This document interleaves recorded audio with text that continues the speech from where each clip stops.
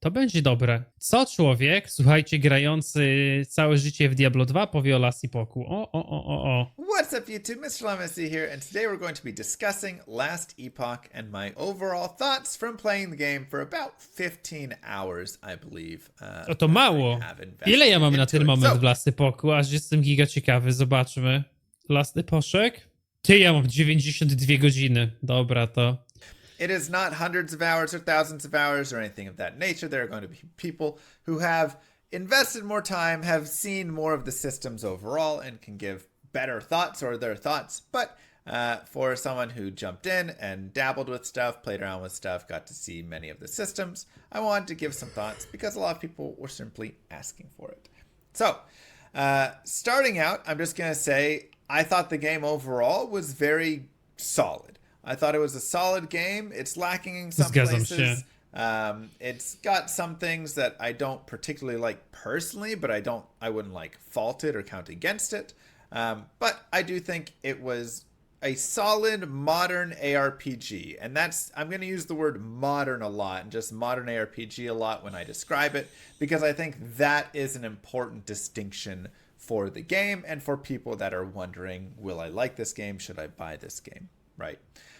So let's kind of dive into some specifics. Number one, they have a full offline mode. This to jest bardzo ważne. Very important. Bez kitu w grach takich. No, na przykład mnie w Path of Exile to irytuje, że nie ma offline modu. W Diablo 4 to już jest w ogóle totalna tragedia. Do jakiegokolwiek sposobu speedrunowania to też mi się wydaje, że jest na przykład bardzo istotne, bo w takim Diablo 4 filar speedrunowania został całkowicie zabity przez otwarty świat, w którym istnieją inni ludzie. I ta gra już jest z miejsca skreślona, jeśli chodzi o speedruny. Ona nigdy nie będzie popularna w speedrunowaniu. One from that, because you get to go and enjoy the game just in single player, and you don't have to worry about your PC connection or their servers or any of that stuff to the internet. You can just play the game. And that's something that's severely lacking in so many games nowadays. They don't have a truly offline mode. Ludologicznie mówi. Really Ej, myślicie, Lama jest chyba ludologiem, tak mi się wydaje generalnie.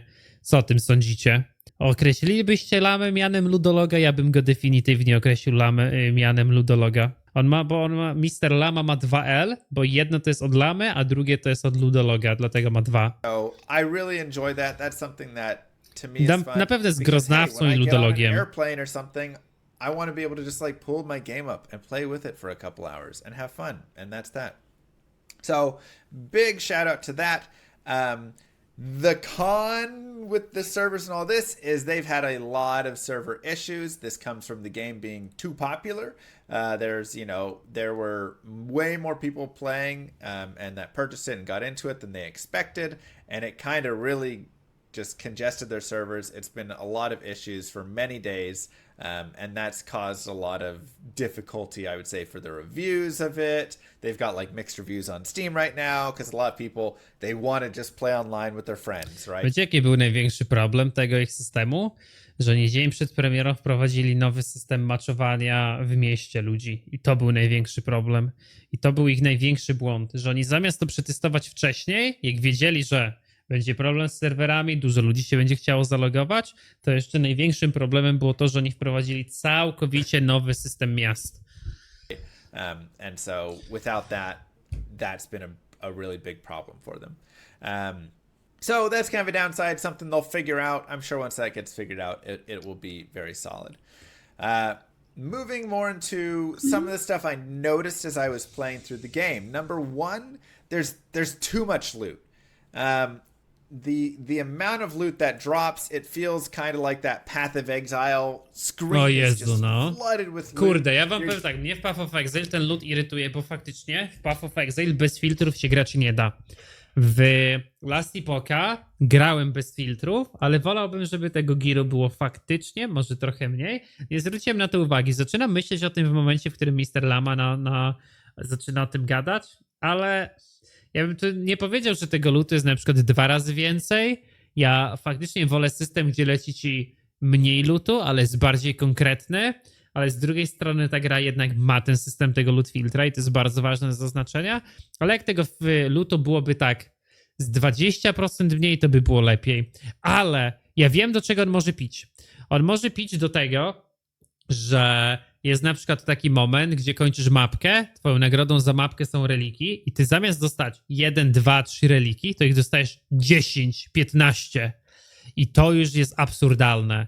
I to nie jest tak, że tego lootu jest ogólnie za dużo, ale są momenty, gdy masz zbyt dużo nagród i to na przykład te reliki mogłyby być czymś bardzo, ale to bardzo ciekawym. Taki relik powiedzmy flat HP i percentage HP powinien być totalną, ale to totalną rzadkością. To jest tak, jak ja do tej pory pamiętam, że w PD2 na offline save'ie mam Grand Charma w Diablo 2 13 do max damage'a, bo zarówno i affix, i suffix, i prefix, i suffix wyrolowałem z max damage'em. I to jest absurdalnie rzadka rzecz. Ona jest warta naprawdę kilka HR-ek i no tutaj w tym Last Epochu na przykład te reliki nie wyglądają jakby miały być takie absurdalnie rzadkie, gdzie połączenie podąża pożądanego sufiksu i afiksu suffiksu i prefiksu jest tak rzadkie, bo jest ich po prostu za dużo. Getting like, I mean, I found like 6 idols at once, which are like charms essentially.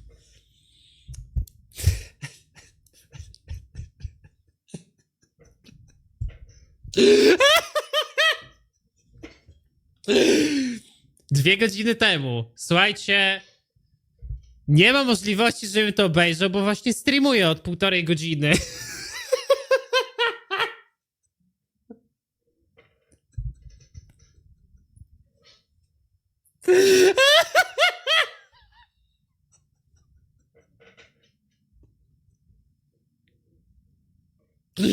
Słuchajcie, jest taka możliwość, że czekałem na wideo Mister Lamy, poczekałem aż to wrzuci, obejrzałem je, odpaliłem streama, pogadałem 1,5 godziny i powiedziałem, o dawajcie, może sobie odpalimy to wideo Lamy. Jest szansa i nikt tego nigdy nie wyjaśni, ale jest po prostu szansa, że bo jesteśmy po prostu ludologami, jesteśmy jednym wielkim ludologicznym umysłem, który zauważy te same rzeczy w grach komputerowych. There's just stuff all over the place. And again, it goes more to the modern ARPG, I feel like, where it's just like, oh my gosh, like, stop throwing so much loot at me. Właśnie, na streamie miałem kilkuminutową zawiechę i wtedy na przyspieszeniu film oglądałem, tak było. Now, with this being said, and this is the biggest, highest praise. Ale wiesz co, bujaka, to jest taka kwestia, że ja te idole sami znalazłem z 3. Na pewno istnieje jeszcze jakieś totalnie rzadsze połączenie idola, no ale czysto teoretycznie takie połączenie typowe z życiem zawsze będzie najbardziej potrzebne. I ono jest zbyt popularne. Czyli masz na przykład życie i życie albo życie i resy. I to są takie giga ważne rzeczy i no sam wiesz, że one w Diablo są na przykład absurdalnie rzadkie. Takie, żebyś miał stary 10 fire resa, 20 HP, to są absurdalnie rzadkie. One są po 1 000 000 warte. No to na samym początku one były po 100 000 warte, nie? No ale ja sam znalazłem z 3 takie. Na postaci, na której grałem, nie wiem, 60 godzin. W Diablo takich, to ja w 60 godzin to może znajdę jeden, ale tu bardziej raczej jemu chodzi o to, że masz eksplozję tego lootu, a on nie jest bardziej dynamicznie rozłożony. I can give this game my favorite thing. They created a... Bo w takim Diablo, no i wiadomo, my też patrzymy na to ze względu takich Diablo zjebów, nie? No ale w samym Diablo znaleźć czarma na 20 HP to już jest rzadkość, a znaleźć 20 HP i na przykład 5 olresów to już jest totalna rzadkość, prawda? A tutaj mówimy, że już w bardzo łatwy sposób znajdujesz to, co potrzebujesz, a wcale nie w tak trudny sposób znajdujesz już taki, no, pik tego, co mógłbyś oczekiwać, nie? Build your own loot filter in the game that is amazing and makes me hate every other game that does not have a build your own loot filter like this one in it. I want every game to copy this and put it in the game. It is so easy, so simple. It's literally just like a tab, like your skill tree or whatever it is. You open it up, you just set the rules. They're very simple, like, you know, hide items with rarity of normal, you know, or magic, you know, show items for the class mage that have these base types, whatever it is, I mean, you can go through and get as specific or simple as you want. Takes a couple minutes, and then you're just constantly tweaking it as you go around. You're like, ooh, actually, I want to find wands that are, of these specific types of wands will have this damage. Sam tak So robiłem, even no. though I don't want to find magic items of any other item, I do want to find wands that could be magic. And you just set that up and put that rule above it, and it will still show those. It's fantastic. You don't have to restart your game. You don't have to be opening up your folders and windows and going and finding your filters and adjusting and reloading. None of that. It's just on the fly, making it there. 11 out of 10 on the loot filter. Absolutely fantastic. It almost makes me not care about how much loot they just flood the game with, because they at least put in this beautiful Okej, loot filter. czyli takie But samo I zdanie jak still- ja. Jest dużo I still lutu, do have a small part chciałbym that's mieć like, trochę mniej, just don't flood the game ale with z so much loot as loot well. filtrem mu nie przeszkadza. I still don't love that. But Zgadzamy się. this was a big, big win. The next piece, the map UI is a bit congested. That's something I wrote down. I don't even...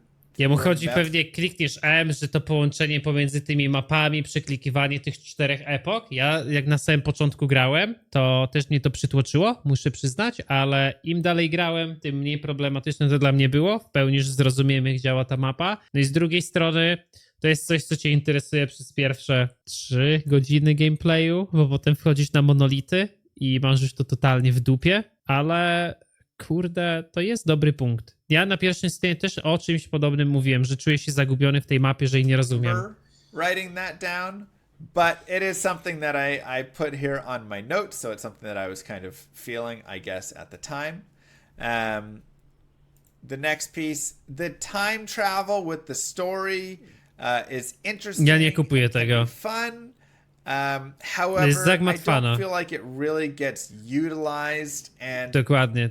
To też w ogóle strasznie przeczy idei i różnorodności aktów. To mi się nie wydaje, żeby ogólnie taki time travel, może stary jednorazowy. Nie wiem, czy w PoE przypadkiem na pewnym etapie nie ma jakiejś podróży w czasie, gdzie byś na przykład powrócił do lokacji, która by była odpowiednio zrecyklowana. Mi się wydaje, że to mógłby być fajny pomysł. Jakieś jednorazowe takie przejścia, jak jest na przykład ten dungeon, gdzie sobie za pomocą D przechodzisz z jednego do drugiego. To też by było zajebiste. Ale no w tym przypadku, chłopie, 5 różnych czasów to jest takie na hack and slash. Ktoś z was wie, o co w tym chodzi? Ktoś w ogóle, nie wiem, to całkowicie zgłębił? is, I don't know. The story seems okay. Not that I'm a big lore guy who sits there and is like going through all of it. But when I say Jezu, patrzcie. Skipuje fabułę w grach. Mówi, że nie jest ziomkiem, co lubi przychodzić fabuły. Oho. story, I kind of mean the gameplay of the story, if that makes any sense. It just kind of takes you through a lot of corridors, and again does the piece that reminds me of many modern ARPGs, which is you just kind of go through, follow your corridor, and you don't have to be as invested. This mechanic is kind of, I know what I meant by map UI, is kind of the time traveling back and forth between the zones. And I feel like there were places that it could have been implemented really well. Like it could be a cool puzzle mechanic where, I need to travel to this time so this bridge is spawned so I can move here and then travel back to that time, fight this monster, travel back here, right? Like I feel like you could do cool puzzle mechanics with it, but it doesn't really feel like that. It just feels like, when it tells me to go to the next time or to go back and forth between it, or there's a thing, travel to it, I just kind of click it and go to it. Sometimes it just takes you to a zone where all you do is like push something and then you're supposed to go back again. And so it feels kind of like a waste. And then the amount of time it takes to travel between time zones or times is too much as well. There's like a big whole screen of you going through like the warp and then a load screen afterwards and whatever. So it kind of got annoying, I felt like. Ja myślę, że tutaj on na przykład mówiąc o tym, że jest to denerwujące, może mu bardziej chodzić o takie tempo rozgrywki, że go to wyrzuca z pewnego flow hack and slasha, chodzenie, zabijania, tylko zaczynasz ogarniać jakieś podróże w czasie, kilka cinematików naraz, nie?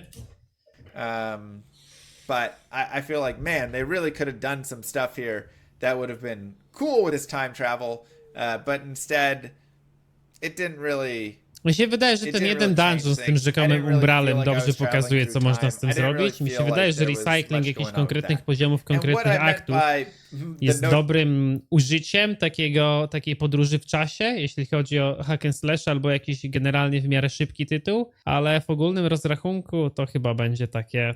No to jest raczej zabieg narracyjny, który będziesz chciał widzieć w innym gatunku, nie? What I said before, the map UI is a bit congested. It was the overall travel map. Tak w cięciu So when Persji, I'm trying to travel between waypoints and things, it was really confusing to know exactly where I was, what the different Plusem fabułki w towns Last and Epoch areas jest I to, że wanted możesz to ją go to kompletnie were. mieć w dupie. It wasn't very clean and easy for me to think about navigating. So that stuff I felt was kind of mid. It just was... It existed, but it didn't seem great. And again, that felt very modern RPG to me, where it's just something to kind of get you through. There's technically a story. Siema Szczota, dzięki za Prima. You just kind of go through the corridors. And Nie wiem, o czym jest arrows fabuła w that Last just, Epochu. point you every time you go to a map W ogóle. where you're kind of supposed to go. So again, it kind of takes away the Co za przystojniak? To jest Mr. Lama. Cześć Alexis. 46 miesięcy, ale going back to another positive is the negative mana system, which I thought was actually really cool. So in Last Epoch, zapożyczanie many. you actually can... Kurde, ja mam taki trochę... Wiecie, co mi się najbardziej podoba w systemie many? Że tutaj czary zawsze kosztują dokładnie tyle samo i na każdym etapie gry teoretycznie tej many masz tyle samo, chyba że ją sobie w jakiś konkretny sposób zwiększasz. Więc doprowadza to do tego, że ty jesteś w stanie na bieżąco dostrajać swój gear, swoje zużycie many do swoich skilli i nie masz takiej sytuacji, że nie mogę teraz wydać dodatkowych poziomów tego skilla, ponieważ zakończy się to tym, że nie będzie mi starczyć many. To jest super, ale mi trochę brakuje systemu rezerwowania many. Uważam, że system rezerwowania many, używania kulki many jako całkowitego resursa jest genialny, ale z drugiej strony PoE bierze to trochę za daleko, bo jak wygląda to w PoE? Większość buildów rezerwuje 95% many. No i to jest już trochę problem buildów w PoE i problem dostrajania tej many, że mana staje się resursem, ale większość buildów opiera się na tym, że ty masz 50 many, bo 550 many jest zarezerwowane. I twoim głównym celem jest obniżenie wszystkich kosztów w taki sposób, byś ty tej many mógł mieć zarezerwowane jak najmniej. No ale teoretycznie w Path of Exile masz bardzo duży co chciałem powiedzieć? Wkład w to, ile ty tej many zużywasz i jak ty tą manę dostroisz. I to nie jest takie zero-jedynkowe, że zawsze grasz 3 skillami, prawda? Nie jest to prawda, nie zawsze jest taki sam koszt many. Jak zlevelujesz skilla za pomocą innej pasywki, która zwiększy jego moc absurdalnie, bo zacznie inaczej działać, to tak, to zmieni się koszt many, ale nadal to jest dostrojenie, którego jesteś świadomy, ponieważ ono zaczyna redefiniowywać twój skill, prawda? Use a spell and it will take you can always use a spell if you have any amount of mana. Even 1 mana, I can use a spell that costs 50 mana. To jest fajnie, ale rezerwujesz. -49 mana. And then I have to wait until my mana gets to 0 again, or 1 again, before I could use any spell again. So it creates a fun dynamic where when you're playing... No, ten system mi się bardzo podoba. Ja bym go chciał chyba w każdej grze zobaczyć. With your mana really fast to pump a bunch of stuff out, but then you have that time that is like... To jest fajne, bo to ci pozwala, może na niektórych buildach może by ci to pozwalało robić takie momenty pusha, czyli wchodzisz do walki, masz pełną manę i twoim resursem nie staje się twoja pełna mana, twoim resursem staje się pełna mana plus jeszcze jeden cast teoretycznie. I to jest świetne. And you can't really move around or do whatever or teleport, whatever it is, because your mana's out. You can use it for last hits, things like that. It's a really cool mechanic. I was very impressed with just the creativity. This is the stuff that I like to see, that I wish I saw in Diablo 4, is taking chances, creating new systems. Sometimes they won't always feel great, but it's cool to try it out, see it. And I thought this was one that actually did pretty well. Beyond this, talking about kind of like with mana, health, all that, there is regen in the game. And man, they need to just turn off health regen for the first like 15, 20 levels. Absurdalne it is so jest. good that the game No. is like impossibly easy in the beginning of the game. Later on, Może grał też nekromantą, tak jak ja. Nie wiem, jak to wygląda na innych klasach, ale faktycznie ja na nekromancie przecież ja nie używałem żadnych potek, nie? So hard. But in the early game, you couldn't die. The regen was so strong, it was just like your life was always regenning up, not drinking potions, anything like that. So I felt like, man, tune that down some, make it a little bit of fun to play the first 15 levels, and like make me scared at some point. Let's see. Się wydaje, że to jest kwestia Beyond właśnie bycia that, I nowoczesnym enjoyed how much they RPG-iem. did make things like mana regen and stuff like that. Just affixes more important, so the itemization felt better.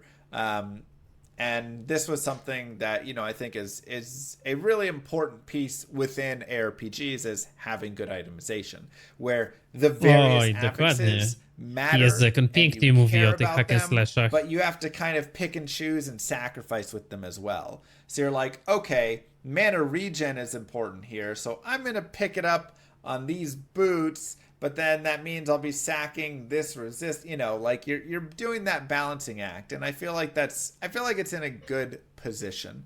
I liked the crafting with that. We can talk more about crafting in a bit, but I liked the crafting within the itemization as well. What I liked about crafting was the simplicity. I thought it was decent crafting, where there was the cool idea. Proste do zrozumienia, ale bardzo satysfakcjonujące, nie? To prawda. Ja się, w pełni się podpisuję pod tym. Lubię ten system craftingu. Jestem też bardzo dużym fanem systemu craftingu w PoE, ale chłopie, kto nie był na stronie Craft of Exile nigdy, nie wie, czym jest crafting w PoE. Tam są tak absurdalne rzeczy, tam są tak absurdalne recepty w PoE, że jest to bardzo, ale to bardzo ciekawe. Of like, all right, I can really try and have some big influence and create some really solid items with it, but there's also some chance to it, and then there's also just simplicity, where you look at it and it is pretty easy. I put in my item, I can upgrade the tier of it, and Dwa prefiksy, dwa sufiksy. Keep trying to upgrade the tier, and it can reduce the amount of what do they call it? Najlepsze jest w systemie craftingu Las Epocha generalnie to, że masz bardzo dużo momentów, na których faktycznie możesz używać tego craftingu i chcesz używać tego craftingu. Ktoś to powiedział z chłopaków, nie wiem kto, że jeżeli ten system craftingu nie pozwalałby ci na craftowanie w biegu, tylko byś się musiał wracać do bazy, to nie byłby tak satysfakcjonujący, bo robiłbyś to po prostu w rzadszych interwałach. A tutaj jesteś w stanie na mapie, nie wiem, w early game, wydropić konkretne buty z fajnymi resami, z życiem, którego potrzebujesz, pyk, boom, craftujesz movement speeda i essa do przodu i to jest najlepsze. Craftability essentially of the item. Jest planowany w najbliższym czasie ludologiczny podcast na temat Las Epocha. Some affixes around here and there if I want and try for stuff. Crafting potential, thank you. So yeah, I thought, like, it's a pretty solid system. I definitely give it, one of the better crafting systems, like a 9 out of 10 for me on the crafting system. I think it's done. Ej, Paweł, co ty piszesz? Ja nie rozumiem. Kiszak nie grał innymi klasami, może nie wiedzieć. Wiele jest modyfikacji zmieniających koszty many, nawet je negujące. Stary, przed chwilą ja ci już powiedziałem, jak to wygląda. Dokładnie, złapałeś mnie za słowo, ja ci odpowiedziałem i ja nie wiem, o co ci chodzi. A ty nadal mówisz, że Kiszak może o tym nie wiedzieć. Zapytałeś, odpowiedziałem ci, powiedziałem, że dokładnie wiem, o co ci chodzi, a ty mówisz, Kiszak może nie wiedzieć, no to pogadane. Pretty well, and I enjoyed it for sure. It's also cool because it gives importance again to these other items that you find. They really just only have importance for crafting, but at least it gives them some importance. So you're like, ooh, I found, these boots that have a T4 mana regen affix and a T4 fire resist affix, and I really want both of those, so I'm going to break these down and try and get some shards from it that I can use for crafting. Like, So you're actually kind of interested in those sorts of items. Ja bym powiedział, że w tym w ogóle craftingu bardzo fajne jest też rozłożenie rzadkości tych scrolli. Bo jak masz scrolle, które ci na przykład przenoszą afix na inny slot, to on jest odpowiednio rzadki, że chcesz go użyć na konkretnie dobry item. Jak masz scrolle chaosa i scrolle wyciągania shardów, to też jest to... Masz tego na tyle dużo, że raczej ci na to starcza, ale nie masz tego na tyle dużo, by robić z każdym przedmiotem, więc musisz trochę ważyć swoje czyny i to jest najlepsze. Stuff you can also deal with in your loot filter. I enjoyed some of the early monsters having a lot of damage. That was something that was at least nice. So again, I was talking about the game being like impossibly easy, but there were at least still some monsters I felt like, ooh, they did some decent damage. It was a little bit dangerous. What I didn't like, so that's the pro with that. What I didn't like overall is I felt like a lot of the monsters still didn't really matter and weren't very memorable. And this is the general modern ARPG problem that we see constantly, right? In so many of these modern ARPGs, the monsters just don't matter. It doesn't matter what the monster is, it doesn't matter what they look, whatever it is, they all feel the same. And a lot of... Kurwa, ty bez kitu, tu się całkowicie nie zgodzę. W Last Epochu właśnie nawet Piotrek o tym bardzo mocno wspominał, że Last Epoch zrobił to, czego dużo hack and slashy zrobić nie potrafi, czyli różnorodność walk z mobami. Faktycznie jak są te takie ciągnące po ziemi się wojdowe stwory, to one mają raz na jakiś czas takiego slama. Masz tych ziomów, co rzucają kamieniami, masz tych ziomów, co wirują tym kamieniem wokół siebie, masz strzelające potwory i naprawdę w Last Epochu tutaj w zależności od tego, na kogo trafiasz, zmienia się twój movement. Może to jest kwestia tego, że Lama nie mówi, że jest na jakichś pierwszych 15 godzinach, no ale na przykład jak ja sobie tam puszowałem arenę i pamiętacie, jak był moment, gdzie trafiłem te takie szkielety, to co rzucały tymi bumerangami, jaki to był absurdalny damage? Kurde, nie, naprawdę, to się totalnie nie zgadzam. Last Epoch ma świetną różnorodność pomiędzy mobami i stylem walki z nimi. This, I think, actually comes down to the AI. So I think you have pieces like, okay, you know, many of the monsters are just kind of fodder. But, you know, it's like Diablo 2, I think, is one of the best games in terms of monster variety. You have things like dolls that explode, death knights that gain fury. You have, you know, and are big and tanky compared to a bunch of flares and that are shooting little tiny shots and are really weak. To the snakes that Diablo have 2 robi to charge, genialnie. to the, you know, zombies that move really slow but can hit really hard. To the souls with their lightning, right? Like, I mean, every zone, Ghost with Mana Burn, like they all really have this unique flavor and style and how they play. But additionally, their AI being different, I feel is really important. In games like Last Epoch and many other modern RPG games, all the monsters just kind of swarm at you. They all have like the same vision and they all just kind of make the same general swarming motion towards you. And there's not enough difference between them Temu chodzi bardziej o move.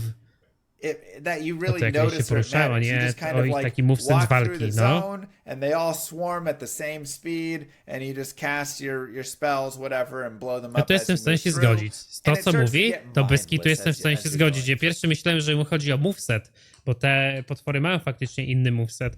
A on to tłumaczy w przeliczeniu na to, jak zachowują się potwory w Diablo 2 i faktycznie są zombie, które są wolne, są te lodowe potwory, co zieją lodem i one się też poruszają w miarę wolno. Masz żmioszpony, które od razu w ciebie szarżują albo strzelają włócznią z kości. Masz Blood Knightów, którzy są mega szybcy i napędzają się z każdym kolejnym atakiem za pomocą frenzy. Masz duchy, które sobie skaczą po mapie i w ciebie strzelają, a to bez kitu zgodzę się i nawet w PoE to jest, mi się wydaje, ej kurwa, szkoda, że chyba zacznę na to zwracać uwagę teraz. A faktycznie i w PoE, i w Last Epochu te moby po prostu widzą cię i do ciebie przychodzą. Nie mają takiego swojego oryginalnego sposobu poruszania się po mapie i podejścia cię. And I feel like that is one of the biggest issues that I see with this game and so many others is there's not really that personality. There's not the monsters that run away from you or are trying to kind of kite you like you have there. When you approach them to hit you, to hit them, you Można w approach them. RPG zrobić inne AI potworów niż na zasadzie swarmu. Przecież te gry są o tym, jak najszybciej skończyć walkę, a nie biegać za mobami. No ale to nie do końca, wiesz, zawsze musi być zrobione za pomocą biegania za mobami, nie? Bo możesz na przykład zrobić moby, które się nie będą grupować. I wtedy większą wartością może być posiadanie jakiejś umiejętności, która ci będzie w stanie zbierać te moby, no nie? Jakiś taki setup bardziej, a nie stricte wyklikanie ich. No, raczej to już takie personalne, co kto woli, czy chcesz lód piniaty, które będą się schodzić, w które będziesz klikać, ale w tym, co mówi Lama, no ja widzę bardzo, ale to bardzo dużo sensu jakiegoś takiego konkretnego sposobu zachowania się w tych mobach, a nie tłoczenia się celowego. To hit them, they move away from you and then cast their spells as they're like moving away. Musisz się nie zgodzić, są kraby, które są wolniejsze. Są, ale na przykład kraby są na tyle słabym potworem, że w ogóle nie mają żadnego znaczenia, nie? Nie wiem, ja nigdy nie miałem jakiegoś problemu z krabem. Jasne, no nawet koty, nie? Są też bardziej agresywne i skaczą, ale no w przełożeniu tego, co mówi na Diablo 2, to faktycznie w Diablo 2 jest ogromna różnorodność. Come flying at you, the ones that do have the swarm. Plenty that do a really slow movement towards you. Ones that keep their range and are shooting shots. I mean, there's just a lot of personality, and yeah, that's just lacking, and that really I think plays a big piece in my thoughts overall in these sorts of games, because I just feel like I get really mindlessly going, and I'm not caring about what I'm fighting, and that really takes me out of the immersion. Other pieces. The overlay map, I think, is really nice. Just that you can tab and put it on top. You can change the opacity. I think it looks really solid. So I enjoyed that. A couple cons. There's only 5 skill hotkeys, really. Maybe there's 6 if you get like right click and left click. I think there's only 5. Te są prawie, co ja miałem na początku. As one of them. At least I am. And it just doesn't feel like it's enough. Especially with how many skills you have. Nie wiem, ja generalnie mam wrażenie, że ma bardzo podobne pierwsze wrażenie odnośnie tego, jak ja zagrałem przed jeszcze premierą i też mnie te skille bardzo bolały. Teraz finalnie stwierdzam, że te 5 skilli dobrze ze sobą zebrane jest pewną podstawą mechaniczną, więc to jest super sprawa, ale kurwa, ja wolałbym jednak mieć trochę więcej kontroli nad tym, bo sprowadza się do takich momentów, jak na przykład grałem nekromantą z aurą i tą aurę sobie musiałem przebindowywać, bo aura się finalnie nie wyłączała. I to było trochę irytujące, więc teoretycznie miałem 6 skilli, ale go musiałem przeklikiwać. Więc może bym trochę pomyślał nad innym systemem rozbudowania tego, dodanie jakiegoś paska, który będzie mógł, nie wiem, mieć jakieś tylko rzeczy na większym cooldownie, no ale to jest, kurwa, ogólnie jak tworzysz system takiej gry komputerowej, nie wiem, hack and slasha albo roguelike'a, to wydaje mi się, że głównym przeświadczeniem powinno być to, żeby dać graczowi jak największą swobodę działania. Bo ludzie lubią mieć swobodę działania w tych grach i ludzie lubią psuć te gry. A redukcja maksymalnej ilości skilli do 5 sprawia, że no jesteś w pewnym stopniu ograniczony. No i teoretycznie w PoE też jesteś ograniczony, ale tam chyba do 12 skilli, prawda? Ale 5 to jest jednak mało i może przytłaczać niektórych zbyt małą ilością. Może jakby to było 6, to może jakby to było 7, 8, to by było trochę lepiej. Może jakby był po prostu jeszcze jeden ten dodatkowy pasek, czyli miałbyś 4 plus prawy myszki i jeszcze kolejne 4. No ale pytanie, jak dobre buildy wtedy dałoby się robić? Czy nie skończyłoby się to na tym, że każdym buildem, powiedzmy, akolity byś zawsze miał dodatkowo przyzywane golemy, aurę, szkielety i szkieleta maga, nie? A teraz, biorąc takiego szkieleta maga albo transplanta, musisz się zastanowić, czy ty chcesz mieć tepkę, czy ty chcesz mieć szkieleta maga, który przy okazji będzie tepką. Więc no ja uważam, że to jest dobrze w Last Epochu zrobione. Giga mnie to wkurwiło na samym początku, no ale prawda jest taka, że ta gra jest zbudowana wokół systemu tych 5 skilli i jest to zrobione dobrze. To jest trochę sytuacja jak w Guild Warsie 1, który był cały zrobiony wokół idei posiadania 7 skilli, nie?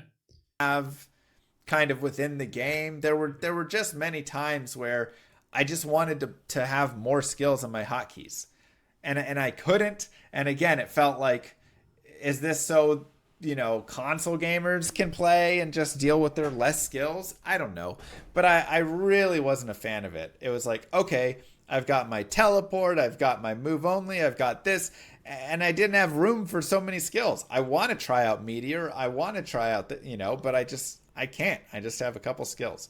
And so they give you all these skills to use, but you really are just using the same few, and you don't get the ability to swap in and have different utility skills on there and all of that. So that was super annoying to me. It was also really hard to pick up items a lot of times. Maybe it's just me, but I struggled on clicking on items often. Hopefully that's something that they improve. That's a small con. A bigger con, early bosses were really slow, and even kind of bosses as they got later were not great boss fights at all. I didn't get to the boss fights. Kurde, z bossami w Last Epochu jest taka kwestia, że oni nie są ciężcy, oni nie są wymagający, ale mają fajnie zrobione mechaniki. Mają te takie typowo arcade'owe mechaniki związane z swoim konkretnym movesetem, jak właśnie jest na tym Feniksie, że ci się ta arena zamyka i inne tego typu rzeczy. Ja to lubię. Jest na przykład w tym dungeonie przecież ten taki chodzący laser jak na Mavence. Jest bardzo dużo tego typu mechanik, tylko że kwestia jest taka, że żaden z tych bossów nie jest jeszcze tak jakby liczbowo na wymagającym poziomie. Więc widać, że oni mają fajne pomysły na bossów, że oni generalnie rozumieją ideę bossingu, tylko spłyca się to do tego, że nie stworzyli jeszcze żadnego uber bossa, pinnacle bossa. Ale biorąc pod uwagę, że oni potrafią fajnie bossów zaprojektować w po prostu kampanii, którzy nie są wymagający, ale nie oszukujmy się, mogliby być, jeżeli te walki byłyby przedłużone i miałyby na przykład dodane jakieś 2 dodatkowe mechaniki, to wydaje mi się, że z Uber bossami pójdą naprawdę w bardzo, ale to bardzo dobrą stronę, więc ja jestem tutaj dobrej myśli. To nie jest content, który jeszcze jest. At the very end game, maybe those are solid, but I felt like the boss fights really, well, I was playing offline, so not server lag. I felt like the bosses were really reminiscent of Diablo 2 boss fights, which are just okay, but not amazing, right? I feel like Path of Exile to me has so many amazing boss fights in it, and I wish that those had been kind of taken over and were in this game more, because I don't know, I was underwhelmed by the bosses. I thought they did some positives. No level scaling in the game. I thought which is really nice. That's dumb, right? To just have level scaling in all the areas. The item glows on the items on the ground were not obtrusive. This was something that I actually thought was really nice, and something that I hate with Diablo 3, whatever, right? It's the big glow of the item and all over. It kind of ugh, get it off my screen. I thought, man, I didn't even really notice it, but if you look, you can see. I thought it was really nice. A nice way to make the items stand out of where a rare is and things, but not actually in your face. There's a couple of small changes that I would want. When you have new skills available, it doesn't always say, or it does, but if you go in and out of the screen, then it doesn't say anymore. I feel like that should remain if there's unspent points. I mean, these are getting, really tiny and detailed. But the last thing that I'll really say, I wish was changed, and kind of reminds me again of the modern RPG, is the camera is too close. I don't think it's quite as close as Diablo 4. A ja powiem tak, a mi się podoba, mi nie przeszkadza. I chyba na żadnym etapie Last Epocha nie stwierdziłem, że kamera jest zbyt blisko. Serio, nigdy nie miałem takiego pojęcia, ale czy potrafimy wymienić jakiegokolwiek hack and slasha, w którym ludzie nie narzekają na kamerę? To się sprowadza do tego, że jeżeli byśmy pozwolili graczom scrollować kamerę, to każdy by grał na maksymalnie oddalonej. Zawsze, bez kitu stary, zawsze jest ta kamera bardzo, ale to bardzo mocno, znaczy nie jest aż tak oddalona, jak ludzie by chcieli. Ty, no nie wiem, mi to nie przeszkadzało. No, do czego moglibyśmy to sprowadzić? Moglibyśmy to sprowadzić do tego, czy są momenty, w których kamera nie nadąża i byśmy mieli szerszą wizję walki. I takie momenty mamy w pojedynce, ale wtedy ta kamera faktycznie na tych określonych boss fightach się oddala. Więc to jest bardzo taki personalny element. Na pewno nie jest na tyle blisko, jak w właśnie takim Diablo 4, gdzie jest już faktycznie za blisko. Może by mogła być trochę dalej, bo faktycznie w Diablo 2 ona jest dalej, więc to jest taką naleciałość, którą Lama ma bardzo mocno zbudowaną z Diablo 2, ale w PoE 2 chyba ta kamera będzie odpowiednio daleko, nie? Jak tak sobie teraz przypominam, jak wyglądają boss fighty w PoE 2, to tam faktycznie ta kamera jest mocno oddalona. But it's not far enough away still. It's still too close to the character, and it just kind of drives you a little bit insane, especially on the north and south. With the side to side, it's like, okay, because it's, 16:9, you can see better on the side to side, it's fine. But above and below you, especially with UI and stuff, you just don't get much room. You just can't see a lot. And it just was annoying. So I wish that they would give me more space. I don't know why all these games A widzowie, za doing jakieś it. 3 Is it tygodnie for jest the kolejny artwork? ladder, They nie? wanna W really PoE. make you see it. Ale Is it czekam. for skins that you purchase? It's like if it's too far out, you won't enjoy them enough. People won't buy them as much. I don't know. But every game is too close nowadays. Again, modern ARPG. They love their close cameras. I don't know. So, Co dalej? something in my throat now as I'm trying to close out. Piweczko. See if we can end this. Overall, again, I didn't get to crush through to the very end game. I know a lot of people said that the end game felt lacking. Didn't, they felt like they needed more there. And so the game was something that they'd play for, a couple hundred hours and then kind of be done for a bit. But the team, I think, is really great. I think they're very dedicated to the game. I think they're going to continue adding to it and making it better, especially because it's had such success here. They're going to get the servers improved, all of this. So I think, overall, the game to me is probably like a 7.5. I think it was solid. I think it was better than D4. Nie, no dla mnie to jest 9,5 Last Epoch. It has a lot less content overall than Path of Exile. Bardzo surowo, ludologicznie Lama had some ocenia. places that it was better than PoE for me. Dla mnie największymi problemami Last Epocha jest tak, brak różnorodności aktów, faktycznie. Muzyka jest bardzo dużym problemem. I wymienialiśmy coś jeszcze trzeciego, o czym zapominam cały czas, więc chyba nie jest i tak istotne.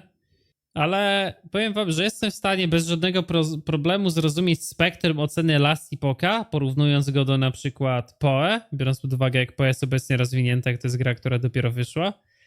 Na przestrzeni 8-9 jest to dla mnie akceptowalne. 7,5 uważam, że jest generalnie mocno surowe. Wydaje mi się, że ta gra zasługuje na 8. They kind of simplified out of there a Nie, lot. nie porównuję So tego z obecnym if you're someone who enjoys modern ARPGs, if you like Path of Exile but think it's too complicated, if you enjoy Diablo 3 but wish it was like a better game with better itemization and stuff, same kind of with Diablo 4, if you like it but wish the systems were mechanically better, I think Last Epoch is the game for you there. And I think you can very easily go. Ma bardzo duży potencjał, no. Zgadzam się, 100 panie plus James, z hours tobą. of fun out of the game. I don't think it's a game currently that's built to be played like much more than that. I don't think it's a game that's built to be played thousands of hours.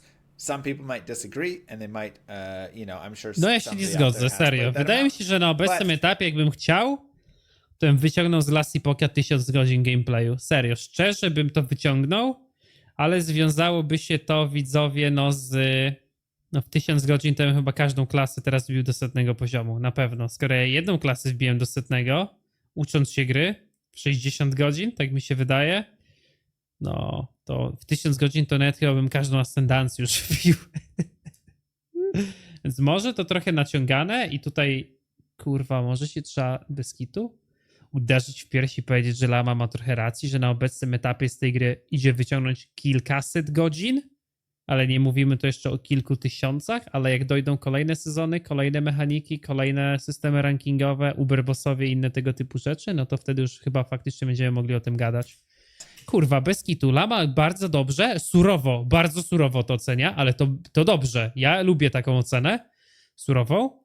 Wszystko, o czym mówi, jest poparte logicznymi argumentami i można się zgodzić. Uważam, że niektóre kwestie, które porusza, jak na przykład z kamerą, są czysto subiektywną kwestią i to jest taka subiektywna kwestia, że możemy to właśnie oddzielić jedynie na podstawie tego, czy kamera sprawia typowo problem mechaniczny, czyli że czy nie widzisz czegoś, co powinieneś widzieć w walce, ale kurwa 7,5 na świeżą grę, która wyszła za 150 zł, to jest dobra ocena. Weźmy pod uwagę, że na przykład taki Lies of P, o którym na przykład do dzisiaj gadamy, ja mu dałem finalnie ocenę też chyba 8 albo 7,5 i nadal uważam, że to jest bardzo dobra gra. No ale to nie jest gra, która zasługuje na 10 na 10, jak gry, które definiują gatunek, prawda? To nie są stare Heroesy, to nie jest Diablo 2, to nie jest Path of Exile, to nie są Dark Soulsy, to nie jest stary Warcraft 3. I think like To jest dobry minus bardzo, Rafa, no. Brak setów, znaczy sety są, ale sety są po prostu bardzo niskiej jakości, ale mi się wydaje, że tutaj też Lama bardzo mocno skupił się na tych negatywnych aspektach, a ta gra ma bardzo dużo fajnych, pozytywnych aspektów. Na przykład system Legendary Powera jest genialnie wymyślonym systemem, nie? Mówił też o tym systemie craftingu, ale na pewno bylibyśmy na przykład system różnorodności tych gildii, czyli gildia kupców, sposób w jaki w tej grze jest skonstruowany SSF. Wydaje mi się, że to jest coś, co Lamie jako graczowi takiemu bardziej singleplayerowemu się na pewno bardzo mocno spodoba. Jak system tradingu, który daje ci wysoki sufit, tak jak za każdym razem daje ci trading, ale daje ci świadomość tego, że system tradingu będzie zmuszał cię do pewnego wygrindowania, że będziesz mógł korzystać z określonych działów w markecie, nie? to me, I wouldn't care to go through and play every single character through the game by any means. I thought the spells and things were fun, but it's not a story, again, not lore exactly, but a gameplay story that I felt was interesting enough to make me want to make like 10 characters or 5 characters. But I can definitely see myself play 2-3 characters through, have some fun, mess around, and get, you know, again, 100 something hours plus out of it. So that is my last Epoch thoughts and kind of review of my play. I hope that you enjoyed it. Hopefully it gives you some insight. And yeah, don't forget to like and subscribe, YouTube. Essa. No, dobry materiał, widzowie. Ludologiczny. Daję mu ludologiczną naklejkę. Gniazdo nostalgii, nie? Chcecie? Na 100%, widzowie.